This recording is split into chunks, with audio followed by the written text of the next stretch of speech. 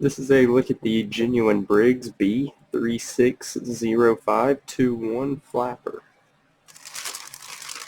This flapper, unlike most flappers, has a rubber strap instead of the metal chain. Let me get these clips out real quick.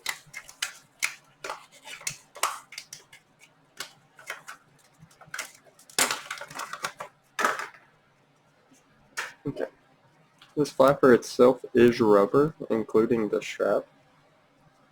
You can see here. The ears that connect to the flapper are here. This flapper only has the one hole instead of having the other hole on the side there. This is a 2-inch flapper, but as you can see, it measures 3 inches across. But then this part right here is the 2-inch piece.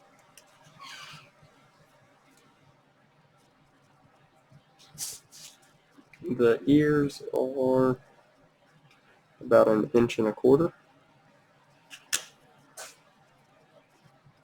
Once again, this is the Genuine Briggs B360521 Flapper.